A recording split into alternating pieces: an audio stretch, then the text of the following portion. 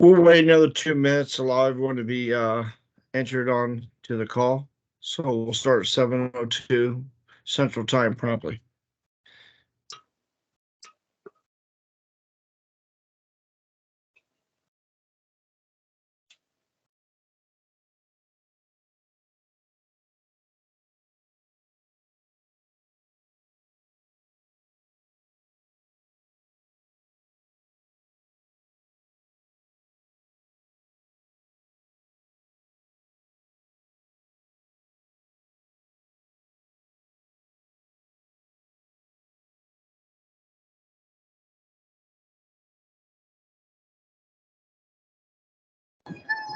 You're silly.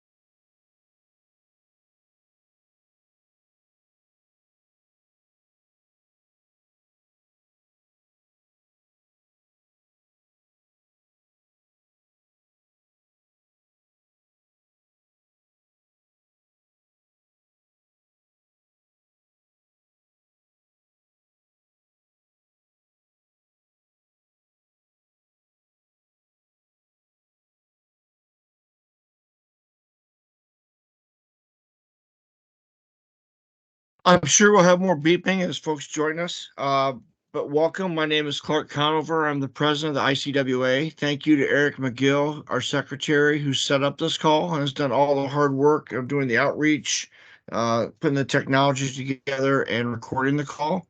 So, Eric, thank you again. We couldn't do this without you. And to the other board members who are joining us, along with Jimmy Chung and Dr. Mike McCormick, who are the primary speakers tonight. I'd like to thank those of you who also sent in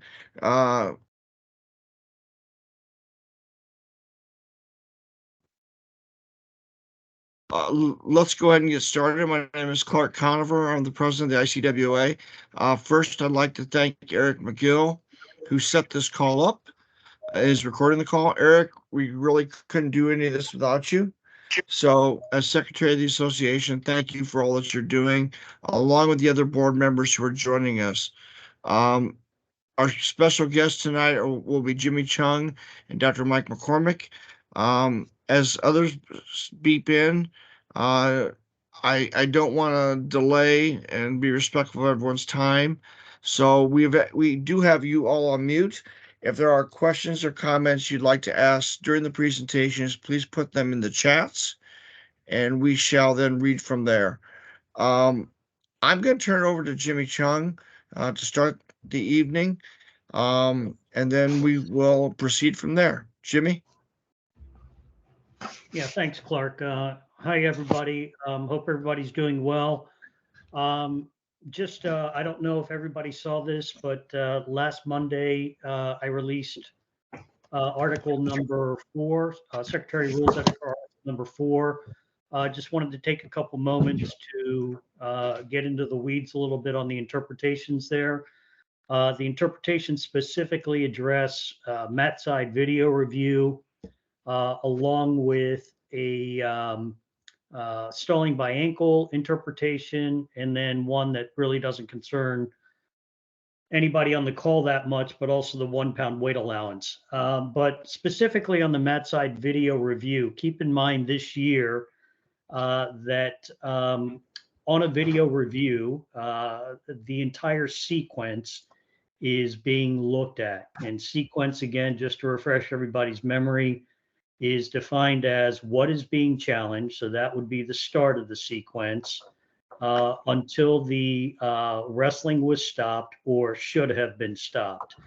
And so again, as opposed to prior seasons where it would just be simply one situation that's being looked at, the reviewers or the referees are looking at the entire sequence of events, or the wrestling sequence as a whole.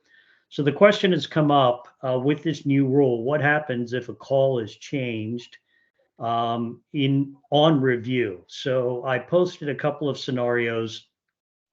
So we're in the neutral position, and wrestler A locks up, let's say, a bear hug on wrestler B, takes him to the mat, and they keep their hands locked on the mat, but the referee doesn't award a takedown because they're still scrambling around when they hit the mat. And 5 seconds later, the two wrestlers go out of bounds. And at that point, the coach of wrestler A throws a brick saying, hey, my guy scored a takedown. Okay. So, yes, it is challengeable, number one. Number two, the referees go to the review, and keep in mind, they are now looking at the whole sequence, and they realize, oops, hey, when wrestler A took him to the mat, that should have been a takedown. Okay. And then the second official looks over and says, hey, if we give a takedown there, wrestler A has locked hands because he's not in criteria yet. So the question comes up, all right, what do we need to do? And so on down the line. So, so first and foremost, wrestler A would get credited 3 points for a takedown. Okay. The point of the video review is to get the call correct. So if a takedown was scored, yes, wrestler A should be given 3 points for a takedown. All right.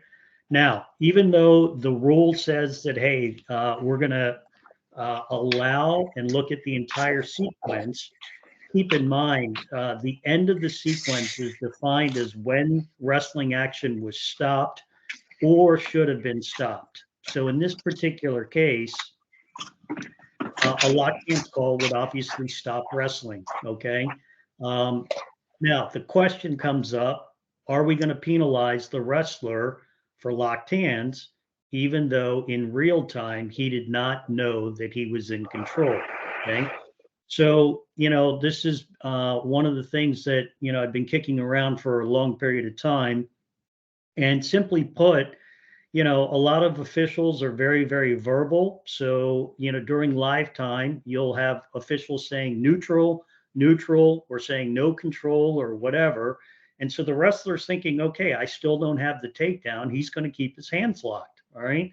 So if that changes on video review, is it fair to penalize the wrestler for doing something that he didn't know he wasn't allowed to do, if that makes sense? So ignorance is kind of bliss. And, the bottom line, I believe the fairest interpretation is to say, okay, wrestler A gets the takedown. He does not get penalized for locked hands. And then at that point, the official should declare dead time. All right. Meaning that, hey, action stops at that point. And then you would restart wrestling with wrestler A in the top position, wrestler B on the bottom. So no advantage can be gained by a wrestler because of a technical violation or an illegal hold, right? I think everybody's in agreement with that. But it's also unfair to penalize a wrestler for doing something when he thought he was in a position he really wasn't in, if that makes sense. So at that point, yes, dead time. It still exists, contrary to some of the rumors that I'm hearing out there. Dead time is alive and well, although I do think we are going to see fewer instances of it. In this particular case, yes, it would be the correct application of dead time. All right. So wrestler A would get the takedown. Dead time is declared. You would resume wrestling with wrestler A in the top position.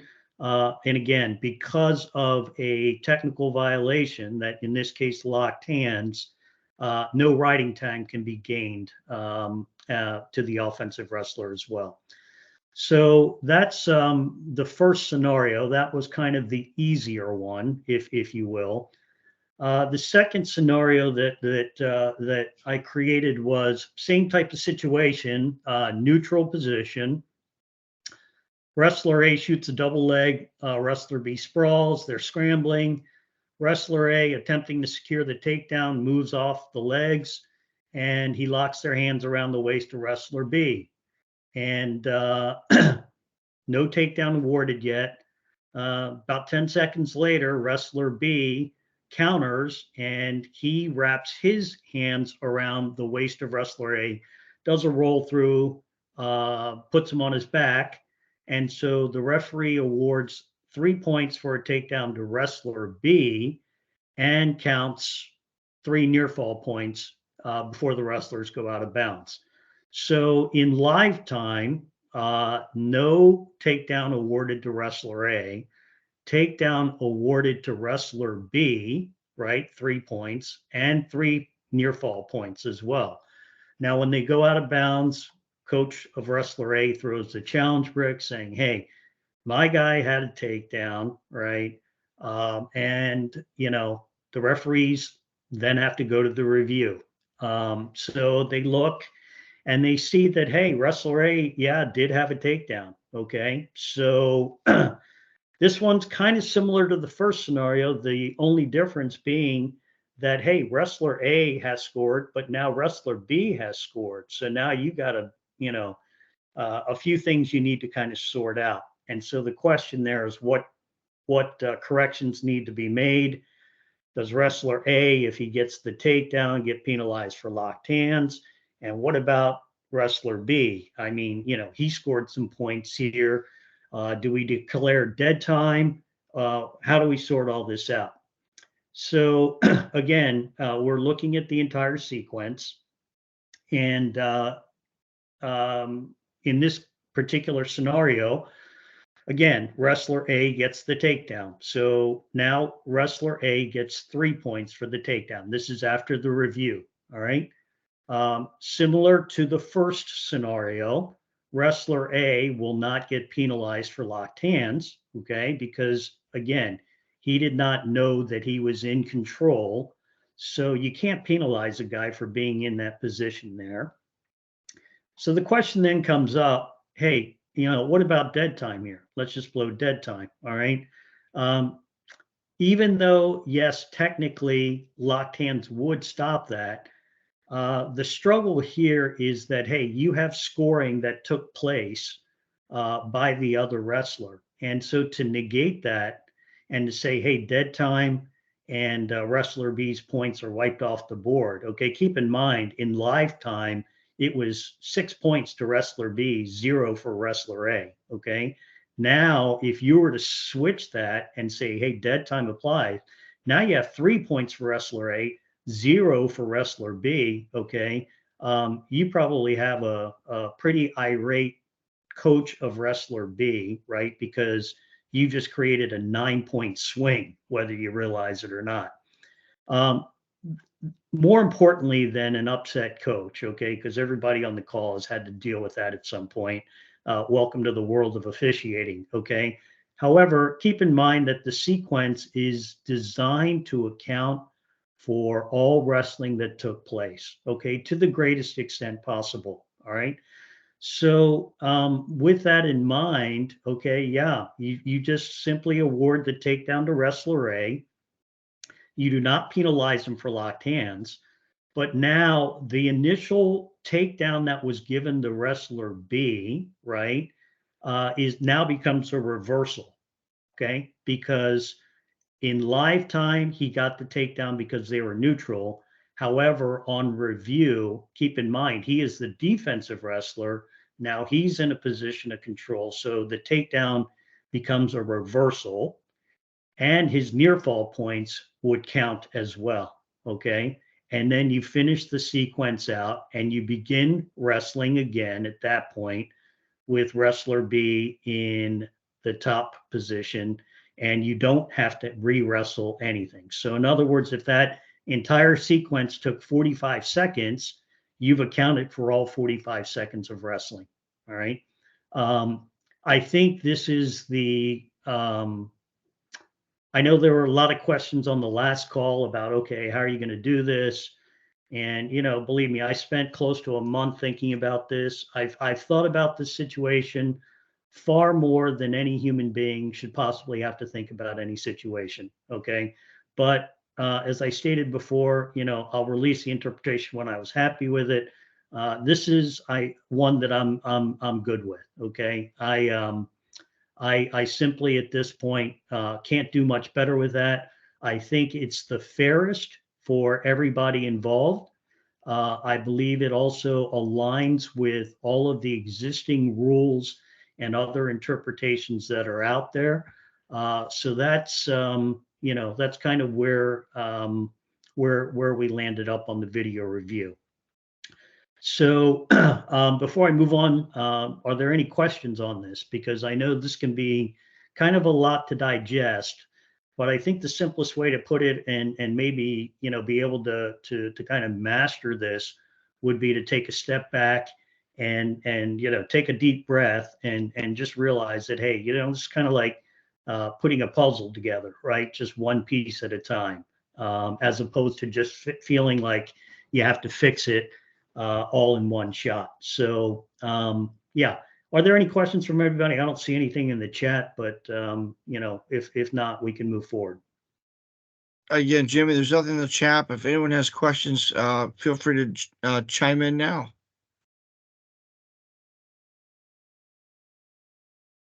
Okay.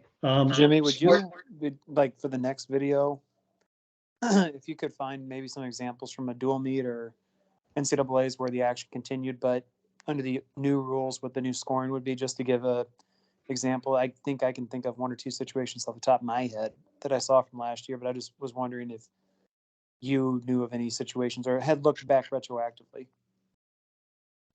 Yeah, that's I'd love to see a clip like that. I'm not aware of one. If anybody on the call finds one, please send it forward. I can find several clips where hey, since we were just looking at one specific situation where action stopped and everything afterwards, okay, even scoring that occurred afterwards was wiped off the board. Okay. So again, I go back to the fact that I think this is a good change, but no, I'll keep my eyes peeled for that. I mean, if we can, if anybody in the call sees a good clip, please run it up the flagpole for sure. All right. Second interpretation, stalling by ankle ride. And again, I think just based on what we've seen so far this season, I think officials have been doing a very, very nice job of recognizing these situations. I know that a lot of times, it's hard to see because you're almost 180 degrees out from being able to see the defensive wrestler's ankle. Okay, but I think guys have done a pretty good job of recognizing that. But the question has come up: if wrestler A is in the control in the top position, breaks their opponent to the mat, and he applies a bent leg Turk. Okay, that's not good if you're the bottom wrestler. But really the only thing the bottom wrestler can do at that point is to crawl forward. Okay, and to stop the defensive wrestler's forward progress, wrestler A reaches back, grabs the ankle of the Turk leg. And so the question has been posed: is the referee required to immediately start a 5-second count? The interpretation on this is no. We're going to kind of mirror the exact same interpretation for the bow and arrow. I don't think this is quite as lethal, let's say, as a bow and arrow, but there's a lot of potential here. But again, the interpretation that I think should be applied is that, hey, you do not have to start a 5-second count immediately. I think this is where you as an official can apply your judgment and really look and give the offensive wrestler an opportunity to improve or advance their position. Okay. Now, people say, can you interpret that? Well, no, because that's a judgment issue. Okay. But again, I've stated this before. I will state it again right now. I am not a fan of mandated counting. Okay. Just because that takes the judgment out of the need for judgment.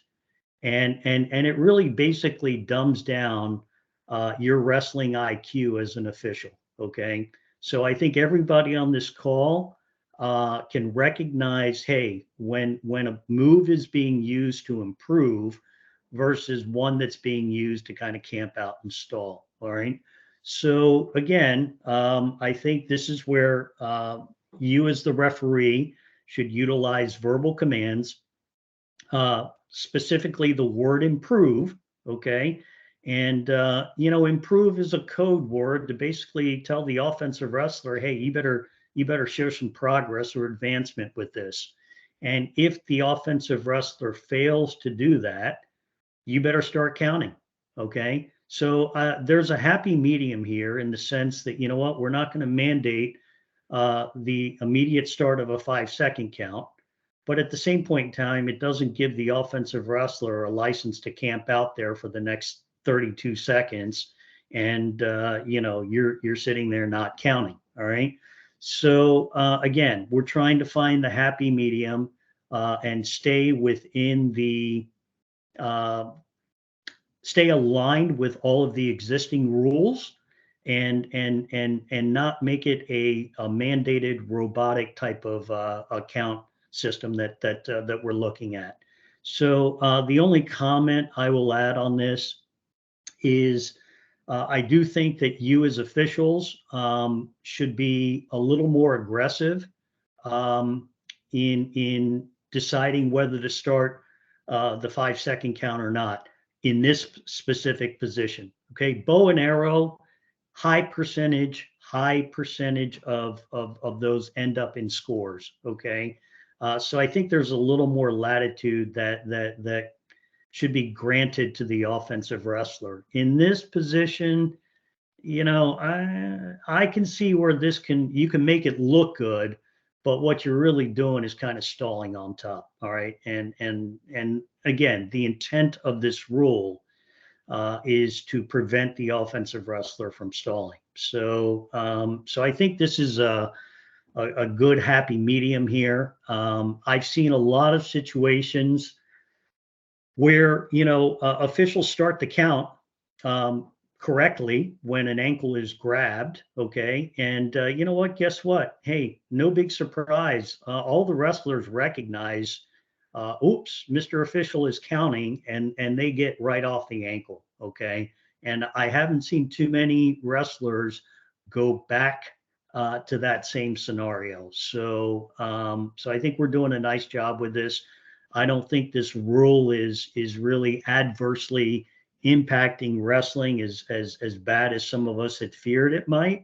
But again, I think everybody is doing a very, very nice job with this. So again, I think it's going in the right direction. My fear is that, and I think, hey, overall, from the wrestling that we've been watching, and Mike McCormick and I have talked about this quite a bit. I think we're doing a very, very respectable job with recognizing and calling the top offensive wrestler for stalling. Okay, it's been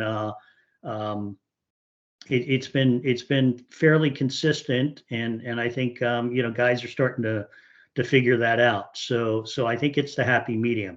And the reason I say this is a good thing is simply because I know that when the rules change year comes up and the survey comes up and all that sort of stuff, you're not going to have people crying for more mandated counts and more mandated this and that or whatever. All right.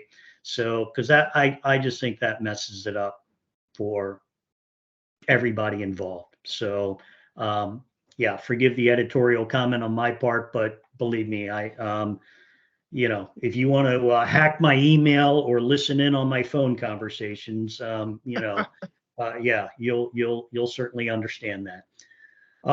Any questions on that one? Jimmy, right. we don't have any in the chats, but I've had some coaches the last 2 weeks come up to me and ask the question, and sometimes assistant coaches want to argue on the interpretation that when the defensive wrestler's on all fours and the boot goes in and they reach down and grab that ankle, that's the immediate count, correct? Yes, absolutely. Correct. So, yeah. Anytime an ankle is grabbed, the offensive wrestler grabs the ankle of the defensive wrestler with his hand. There is an immediate count. The only two exceptions are the bow and arrow and the bent Turk position. Okay, as of right now. So yes, there's an immediate count. The ICWA for the 11 conferences that we schedule, we'll be having a mid-season call with the coaches, and that's something that we're going to cover across the board. And clearly the like I said, the number one question we've received from the coaches and was, when is it a count and when it's not a count. So I think coaches are paying attention, which is good to the center mat, because I've heard comments that said we've looked at the videos. At the same time, sometimes that doesn't trickle down to the assistants.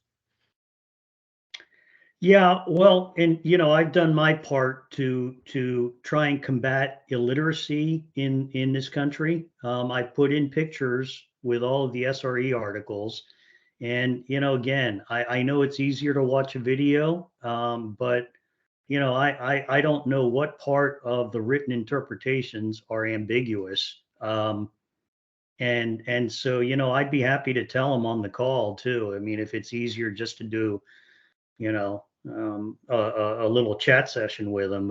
It's not that difficult. Okay. And I think to your point, there is, it's almost scary to see how much rules ignorance there is in our sport. Okay.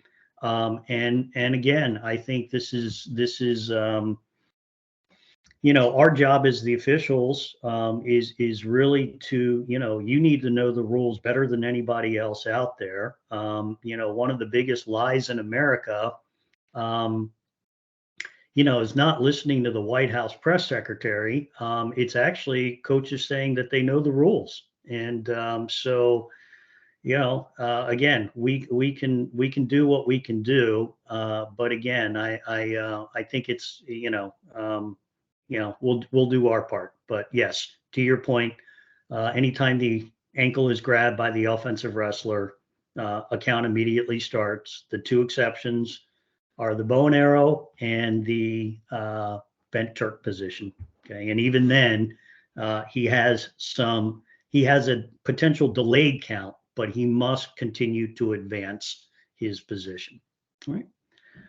All right, last interpretation, which really doesn't maybe directly apply to officials here, but I know that a lot of times, because you as officials are viewed as the rules experts, the coaches will come and I just want to be clear on this. So the 1 pound weight allowance has been a rule that has been gamed and abused, quite frankly. And the scenario here, which we saw, we've seen a lot at the early part of the season.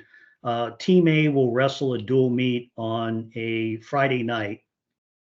And then on a Saturday, there's an open tournament where Team A will send none of their starters, but everybody else in the room, all the backups and everybody else in the room, they'll send to the open tournament on Saturday. And particularly in the early season, when a lot of the wrestlers are working their descent plan to get down to their certified weight, okay, a 1 pound allowance would be like a gift from God, okay? And so what they're saying is, hey, we have back-to-back competitions, and we should get the 1 pound weight allowance, all right? And the problem there is that it is a rule that is being gamed, and the intent and the spirit of the rule for the 1 pound weight allowance is to provide relief for a wrestler that has to compete on consecutive days. Okay, it is not to help Johnny, who is trying to make 125. It's not meant to be, hey Johnny, we'll give you a free pound so you can weigh in at 126 and compete at 125. That is not the intent of the rule. Okay. And again, I've had far too many conversations and been called, saying, hey, do we get the allowance, and so on down the line. And long story short, it was blatantly obvious that this was being gamed. So long story short, I did drop probably a heavy-handed interpretation, but it is within the guidelines, and it does meet the spirit and the intent of the rule. And so long story short, yeah, just because you have back-to-back team competition dates, you do not get the allowance automatically. This is for a team competition date, and again, it says that, hey, as per NCAA bylaws. Well, okay, so being secretary rules editor and I guess the house nerd of rules, I went in and read the bylaws, and it basically says that, hey, Division I needs to have 7 competitors, Divisions 2 and 3 need to have 6. So I just basically said, hey, at D1, in order for you to get the 1 pound weight allowance, 7 of the guys that are competing on Friday night need to be registered to compete on Saturday. And for D2 and D3, it'll be 6 wrestlers. Okay. And, have it your way. All right. So this was not, I just want everybody on the call to understand this in case you do get asked. But any rule that's being gamed, any rule that is being, abused or is being misapplied in the spirit and the intent in which the rule was created, I am going to be not so. Let's just say that the interpretation won't be filled with the Christmas spirit. Okay, and that's really going forward. Okay, we need to protect the integrity of the rules. And if we don't do that, then what's the point of having the rules? I mean, let's just arbitrarily decide, okay, no, we don't like the 3-point takedown. Let's make them 5. Or no, I don't, he was close enough. He can't have that. So so that's really the last interpretation there. If there are any situations that anybody on the call believes that, hey, we need to have some clarity on this, be more than happy to. I'd welcome your input. But that's really it from my end. Unless there are any other questions, I appreciate the time, look forward to. Well, guys, we're about 6 weeks in, so a good start so far. So. Well, Jimmy, thank you for everything that you do. The degree of professionalism, the humor, but very clearly the written guidance that you're giving us on the center mat is invaluable to all of us. So thank you. No, thank you. All right. Jimmy, Dr. McCormick, I'm sorry. Do we have any other questions for Jimmy? I have one. It's a situation I had that I'd like to just hear what he would like to do if I had the hindsight of 2020 now to think about what I could have done differently, not what I did. And I had a situation where the match was tied. Kid was trying to ride out the other kid to go to overtime. And he was doing this via riding on the ankles. I hit the 5th count. I held stalling. And the wrestler on bottom attempted to hit a switch, but kind of sloppy. So I've been trained, and I know this. If it's eminent scoring, let it go right away. So this was an eminent scoring situation. The second I awarded the takedown, the bottom wrestler reacts, and the reversal, not the takedown. The second I award the reversal, the bottom wrestler reacts, and that award in my head was, okay, that's not the end of the action here. I waved it off, and I let the action continue for another 15, 20 seconds or something like that. In the imminent scoring situation, had I said, hey, I had a stall call, I made a call, I should not have let that action continue. Had I gone back to the head table and said, here's the situation, here's what I did, we're going to put 15 seconds or 12 seconds, whatever it was, back on the clock because that scoring situation was imminent, but the bottom wrestler never did gain control fully. Would it have been appropriate in that situation to say, due to my mistake, I'm not going to punish a wrestler Instead, what I did was I let the time run out, which I don't think in hindsight was the correct thing to do. And in fact, I know it wasn't the correct thing to do. Would you have had any issue with that had you been evaluating me? Granted, I didn't have video review at this tournament, but that's neither here nor there. I knew I screwed up afterwards, and I'm just trying to figure out how to fix it. If you need to dive into that anymore, let me know. You know what? I'm gonna probably so I just want to make sure that I'm clear. So you were in the tiebreaker and No, end of the third period. End of the third period. Okay, so top wrestler was on the ankle. You got to the 5th count.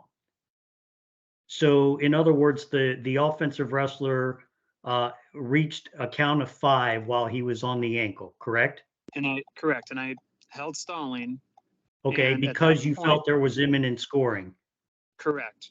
Okay, and then how? And then you let that go for 15, at least over 20 seconds. At least over 20 seconds, and by. Okay, so Mike McCormick is probably, I'll welcome his input, but without seeing the actual situation, it's really difficult to kind of make a statement. But 20 seconds seems like a long period of time for imminent scoring. Imminent scoring, and Mike McCormick, I'm going to have you jump in.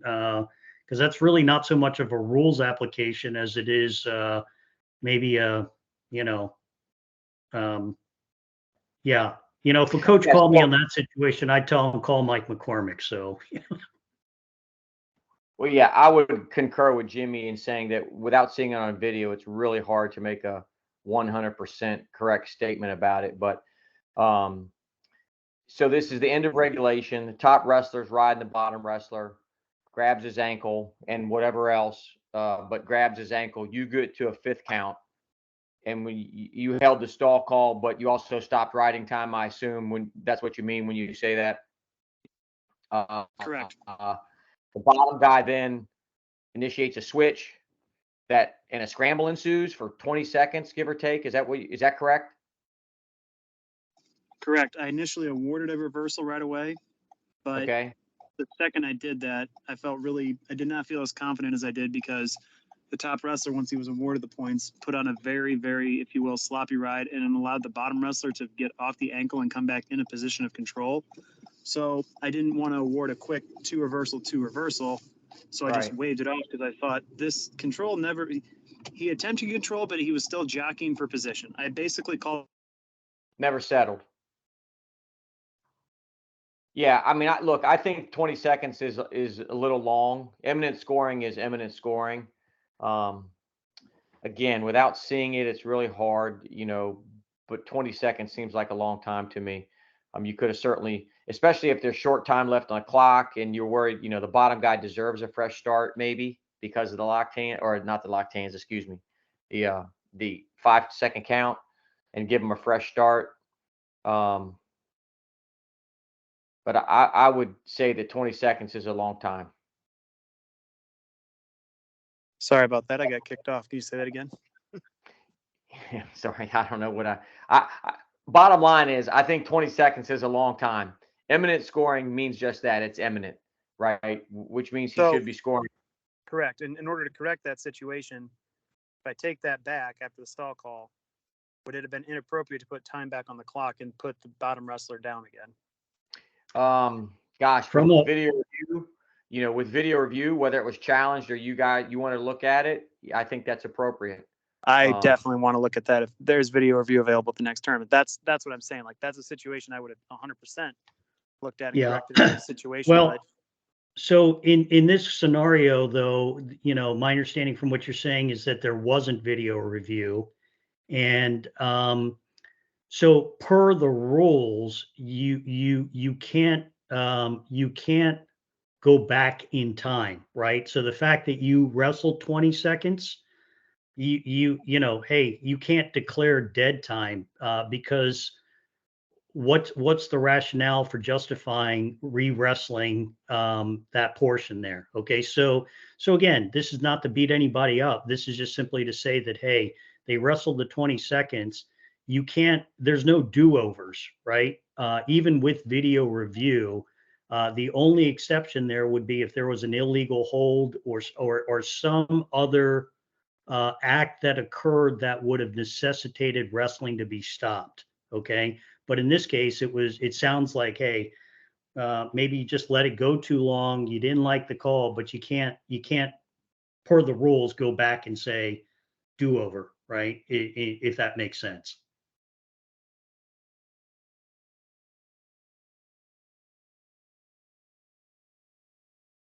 Mike, if we could transition to your remarks, I think that would probably be appropriate right now. I saw Riley said "got you" makes sense in the chat, so I think it's probably a good transition point. Okay, I know. Someone go ahead. Can I ask you a question real quick? Sure. So I had a question about the ankle ride, and I was trying to put in the chat, but it wouldn't let me do that. My question was, when a guy hits a spiral ride and then it reaches inside and grabs the inside ankle, we're still hitting a count in that situation as well. Yep. Yes. Yeah. Thank you. Mm-hmm. All right, Clark, did you the two things you sent me that you wanted me to talk about? One was the headbutt. Do you have that clip to share, or you just want me to discuss it? I will pull it up at the best of my ability. Hold on here.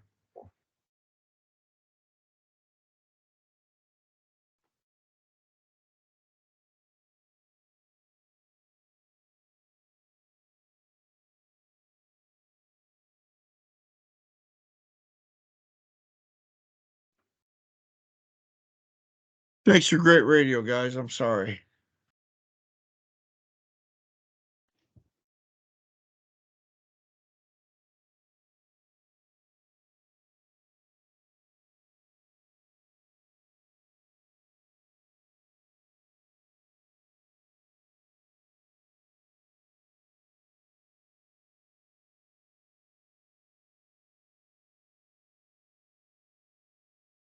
All right, let me.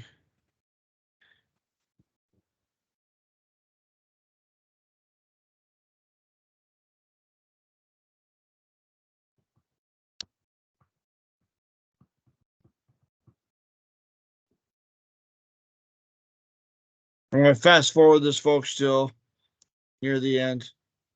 Okay. So Jared sent me this clip. I think it was the day that this happened, or the next morning. I can't remember.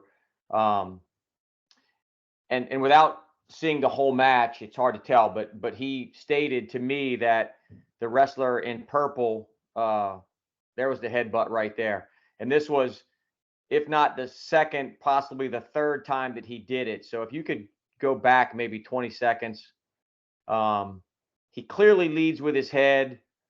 He's frustrated because he's losing and he's not scoring. And I've seen more egregious things called flagrant, but it was intent. The intent was to lead with his head and headbutt the guy. So I have no problem with him calling this flagrant, and it's coming up in a minute. There's the first lead. I think there was one before that wasn't in the video. There was. But right when they go out of bounds here in a minute and they come back. But look, I talked to Jared and I was like, look, I'm sure the kid won't make that mistake again. Jared told me that after the match, and he settled down. He came back and apologized. Here it is right here. Watch what he leads with his head. And I don't have a problem with him calling that flagrant. Again, I've seen more egregious things called flagrant. I would say that kid led with his head clearly. And so if the referee feels like that's, flagrant, it's flagrant. I don't know. I just haven't seen a ton of headbutts called flagrant. Normally it's a swing or a swing and a miss or something like that. But I really don't have a problem with that. I think Jared probably did the right thing. The other thing that you sent me, Clark, can you pull that up? I didn't print it. And I read it 5 times, and I'm not sure I understand what the hell did someone send that in? Yeah. Okay. Whoever that person is, if they want to read it and explain what it is. Did everyone see the the videos I put out yesterday? I assume. And then I put one out this afternoon about neutral danger counts. If you guys didn't see it, check RefQuest.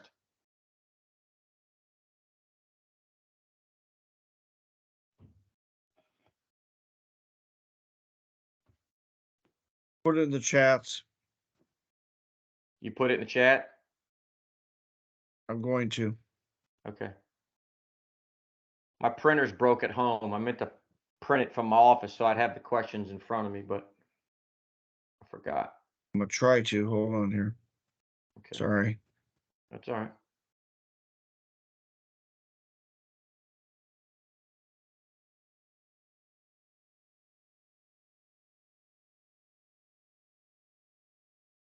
So scenario 1, A is riding B and does a sit out on the edge, not facing A. B still has the head and arm, but not locked. They go out of bounds. So he's lost the head and arm. So, but A so is riding B. The first question is that an escape, Mike? All right. So A is riding B and does a sit out. I'm assuming B is doing the sit out, not A. Correct. Okay. And he's facing him, but A still has a head and arm. And I would say, no, that's not an escape. Whether his hands are locked or not, in a front headlock, whether he's got a chin or a tricep or, we call it a finger jam, where he gets his fingertips in his armpit. And they go out of bounds. I would not give an escape in that situation, unless there's clear separation. And I'm assuming there's not in this. No. Okay. Not scenario. Yeah. Scenario 2, A is riding B in the action situation. B turns onto A, grabs the leg. So we now dive underneath. They go out of bounds where he's just holding onto a leg with the wrestler in control draped over the top. Mm-hmm. So again, I would say depends on where A's hands are. If it's just draped, if A is draped over the top and in the crotch, B went to the legs first. I'm probably not giving that escape either. Okay. And then the other one I had was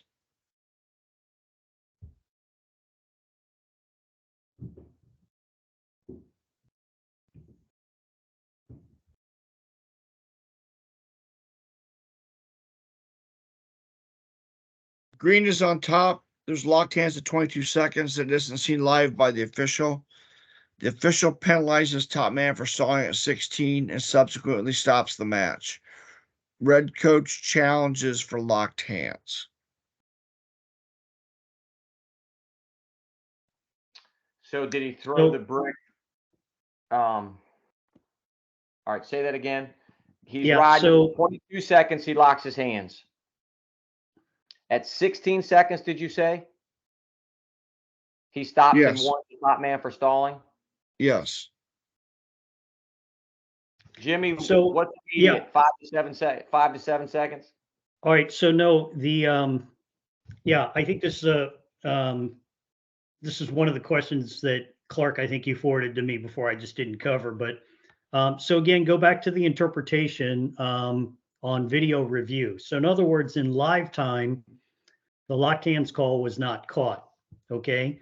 So the official penalizes a top man for stalling at 16 seconds with 16 seconds left in the period or whatever. And but the red coach says, hey, at 22, there was a locked hands call. All right. So the officials review, determined that there was a locked hands call at 22. So what should the officials do in the situations in terms of the sequence and presenting the outcome of the review? So again, this is changing something on video review. There is no imminent scoring that took place after the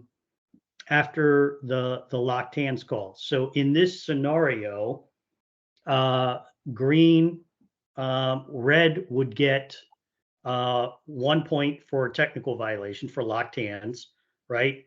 Dead time should apply at that point. And so wrestling would resume with green still on top, and there would be 22 seconds left in the period.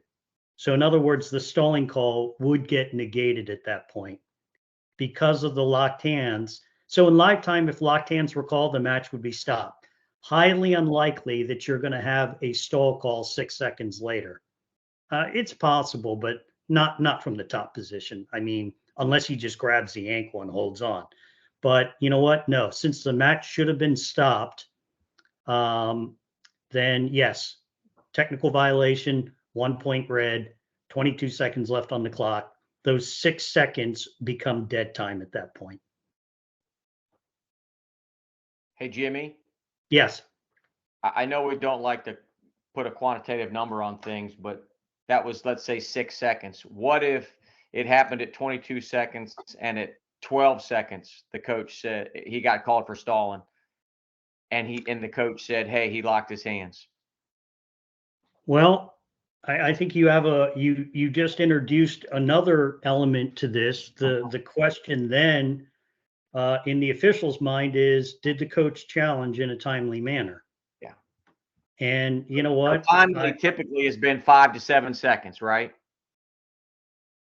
Well, I'm going to give the White House press secretary answer, or better yet, I'm an Ivy League president, and I say it depends on context.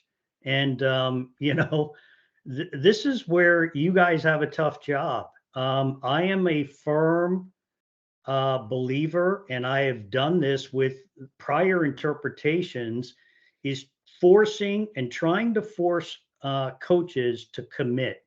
So in other words, no more of this, you know, let's see what the officials do and decide what we're going to do. Okay. Mm-hmm.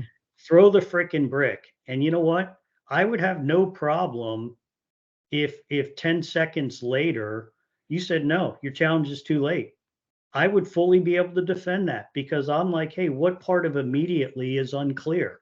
And that's what all the interpretations state. So again, you know, this is where, again, you know, by the way, I would appreciate your support.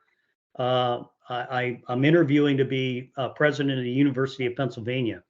So yeah, I don't want to be, yeah, context matters is probably not a good answer, but no, context does matter. So yeah, but anyway. Mike, I know you put out some videos and interpretations the past couple of days. Is there anything, especially around cradles, that you want to kind of remind us about that from your videos that you put on center mat? Yeah, absolutely. So cradles from neutral. I mean, the video I put out yesterday, and again, I don't post these to blast the refs. You know, I do my best to try and get them to be able to zoom the refs out, or at least cut their heads off, but I was not able to do that. You know, traditionally in a cradle position from neutral, you got to take him to his hip. You got to get hip to hip. You got to, what we call a suicide cradle, get behind the near leg. You got to knock him down. You got to do something more than be square and have a leg and a head. The example I put out yesterday, I hope explains what is not a takedown in a you know, a neutral position with a cradle. You know, again, not every single time, but vast majority of the time, he's got to go down to his hip or his butt, right?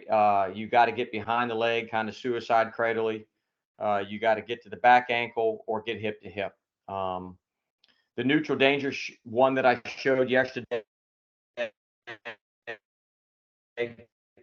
the optics were in past 90 degrees simultaneously, in which case there's not a count. You know, I know as soon as guys get anywhere near 90 degrees, coaches at all levels are screaming and yelling, danger, danger, danger.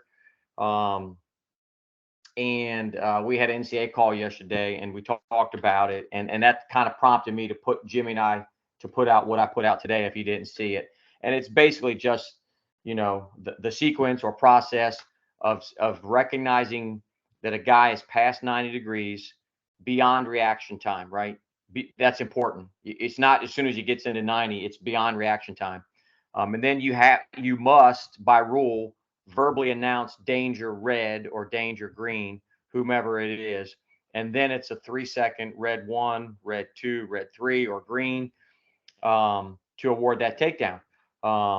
And so that process, you know, in my opinion, minimally takes more than 4 seconds. You know, past reaction time and announcing danger. That's easily 1 second. And then you have to do a 4-second count.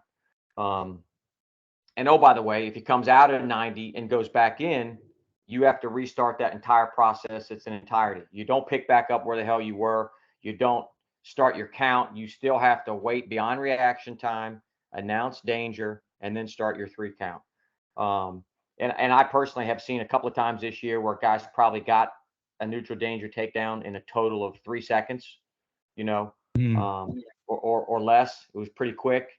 And I understand coaches are yelling and screaming, but just be patient. Look, it's always better to be a half a second too late than a half a second too early. And so that kind of is what prompted me to put that out about the neutral danger.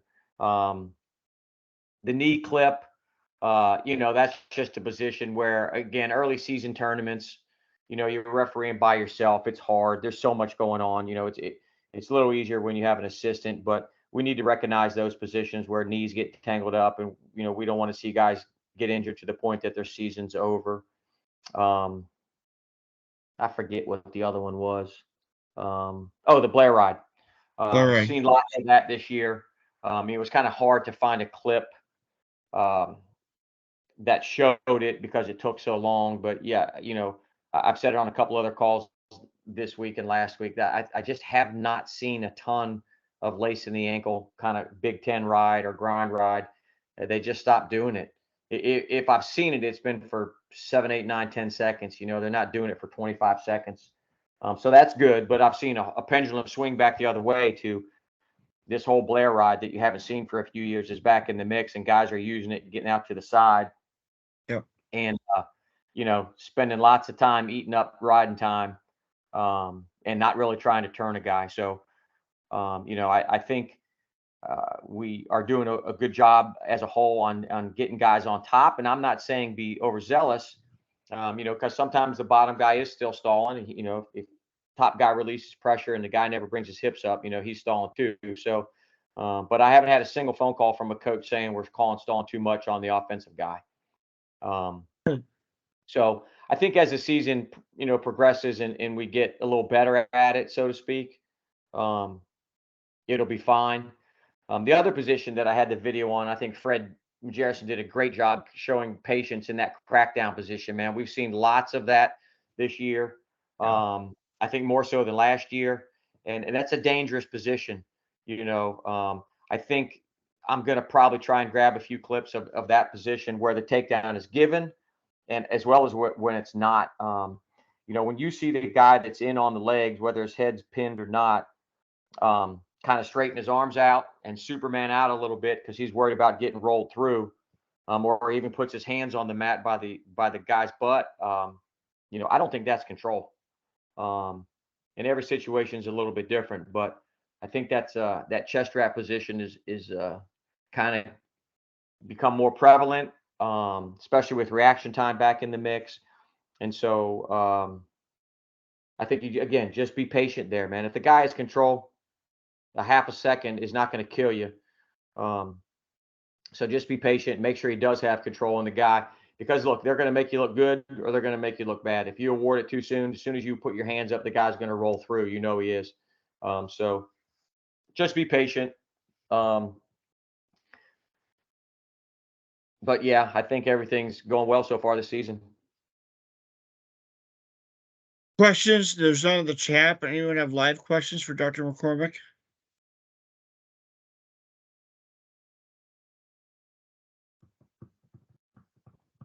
Yeah, I say this on all the other calls too, guys. If you have clips, you know, whether it's you officiating or you just see a clip, where you're somewhere at a match, good, bad, or indifferent, that you think is a good educational tool, please send it to me. I probably get 5 clips a day, every day of the week. Some of them I can't put up. Some of them I don't want to put up, but some of them that I think kind of demonstrate positions where I think we need to be educated, as opposed to busting a guy's chops because I don't agree with his call. That's not the point. It's more, can we show everybody this position or this move so that everyone learns how to call it consistently. Right. So yeah, I mean, if you guys have something that you feel strongly about, please don't hesitate to send it to me. So, Absolutely. Mike, real quick on the Blair ride, when are you looking? What are you looking for? Like when it goes either into potentially dangerous or illegal, just when it comes outside of underneath the carriage? Yeah, I think when the hand comes outside the rib cage, and starts going up. Look, if you've not been in that position, we taught it 5 years ago in our high school room all the time. That dude's shoulder is pinned to the mat. That bottom guy can't do a damn thing. Trust me. And there are ways to turn a guy with that. But I've seen a lot this year where the guy has no intention, and he'll put the half on the far side to make it look like he's trying to turn him. He's really not. He's going tick, tick, tick on the riding time clock. But as soon as that hand, for those of you who don't know what a Blair ride is, it's when he's here. But when it comes out and goes up behind the rib cage, you got to stop it for potentially dangerous. Yeah. How much is too much? Man, I think if a guy sits in that position for 20 seconds and he doesn't try something and doesn't change off, 25 seconds, you could ding that dude. I mean, he's rolling the dice and he knows it. It's a game. The coaches are the ones telling him to get in that position. They're trying to figure out what the hell we'll call and what we won't, what they can get away with, And if we let them get away with it, we're going to, as long as we let them get away with it, they're going to continue to do it, Right. Now, the difference is if a guy puts a Blair ride on and turns them 4 times, well, that dude ain't stalling. But I haven't seen a whole lot of that. I don't think I've seen one kid get turned in a Blair ride this year, but I've seen a ton of rides in the Blair ride. Any other questions for Dr. McCormick? I have a question about hands to the face. I haven't seen Okay. a lot of people being penalized for it. I think I threw one penalty because it was pretty egregious. But have we lessened that call, and is it kind of more acceptable to be, I call old school wrestling? Well, I think, look, when that rule came in, man, it really threw a monkey wrench into what we had to observe and watch, and the interpretation early in that season. Look, everyone on this call has been involved in wrestling for a long, long time. And in my entire life, I don't think more than once I saw a guy hit a guy forcefully in the face or head when it was not called. So, typically those rules come into place when there's someone on the rules committee who had a kid lose a match because of something. So I think it's settled down. I think, the kids, again, have gotten better at staying above the eyes, and Tim always used the word the triangle, above the eyes and above the mouth and nose, or below the nose and mouth and above the eyes. And I just don't think kids are doing it as much. I have seen a couple of potentially dangerous calls this year with it, but I haven't seen anything that I thought should have been penalized that wasn't. I just think kids are not doing it as much. It's very trendy. And things go away and things come back, and I think kids just aren't doing it as much. Not in what I've seen so far this year. Hags, have you seen much of it? No. And then this is a sequence call on out of bounds. Like if you have somebody stalling, they back out of bounds. And it's just, what mechanics do you use when you throw them out of bounds? A couple of the guys, Brian White and Brian and I, have been talking about that. It's like, do you do the out of bounds sign, stalling, and then the backing out? Or do you do backing out? I mean, that sounds foolish, but we've been trying to get our mechanics good. Well, you got to blow the whistle to stop the match. Right. That lets the table know they're out. And then I backing out and then stalling. So that while we do the back, yeah, you do have to do the out of bounds, blow the whistle and stop. So that would be the first Yeah. one. So Yeah. you go backing and then throw the stalling. Okay. Yeah. Do I get worked up about whether you do this and then stalling or stalling backing out? I do not. You watch the NFL, everyone's a little bit different, but everyone knows what the hell he's telling you with his hand signals. So Okay. I'm not going to bust anybody's chops because they throw the stall up and backing out first, as opposed to doing backing out and then stalling. Everyone in that place knows what you're communicating with them, when you do that. Okay. Thank you. Yeah. Any other questions? Well, Dr. McCormick, we thank you so much. And again, for those of you who haven't seen the videos he put on Center Mat today, I would on RefQuest, I would really encourage you to go look at those.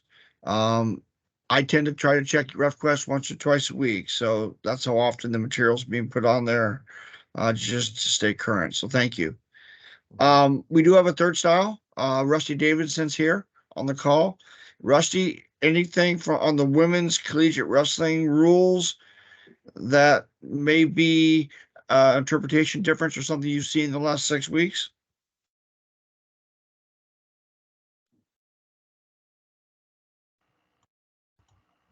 Yeah, we have not had any major rules skirmishes or controversies over the first 6 weeks of our season. Things are going quite well. I'm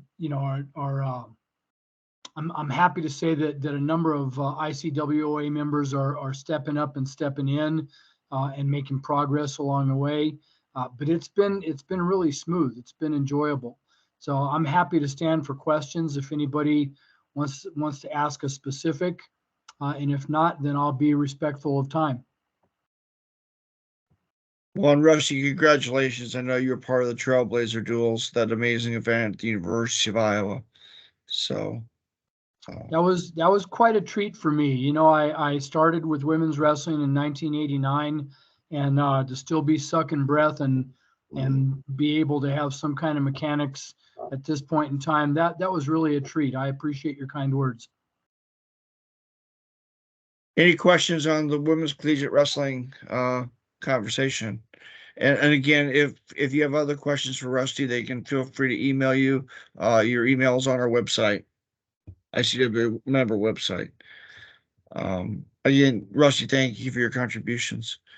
Any other questions before we sign off? Again, thank you for your time. We had about almost 40% of the membership participate in this call. I think that says a lot for both the speakers and the dedication of the ICWA members. We will have another call in January and then a pre-postseason call in February. Please continue to send, as Dr. McCormick said and Jimmy said, clips and questions to them directly. We want you to send questions into us. I think the membership questions are what drives certainly these conversations. And the more we get, the more questions we get from you folks, I think the better the feedback is as far as value based. Merry Christmas, Happy Hanukkah, Happy Kwanzaa, and Happy Holidays to all of you. And we'll look forward to seeing you on the mat over the next month. Thank you. Merry Christmas, guys. Thank you. Thanks, guys. Merry Christmas.